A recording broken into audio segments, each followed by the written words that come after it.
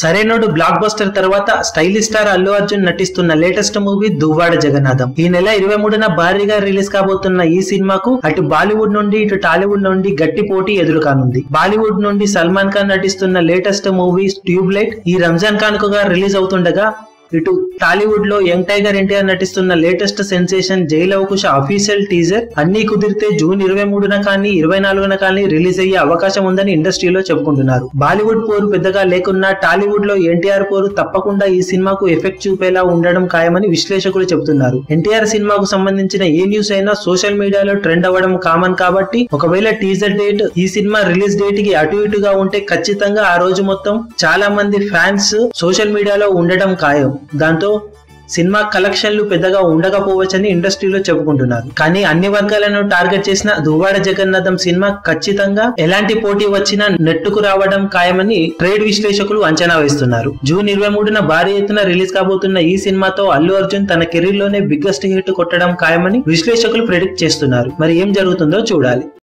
మీ అభిమాన హీరోలకు సంబంధించిన లేటెస్ట్ అప్డేట్స్ కోసం మా ఛానల్ ని సబ్స్క్రైబ్ చేసుకోండి. ఏ చిన్న అప్డేట్ ని మిస్ అవ్వకూడదు అనుకుంటే బెల్ ఐకాన్ ని ప్రెస్ చేయండి. లైక్, షేర్, కమెంట్ చేయడం మర్చిపోకండి.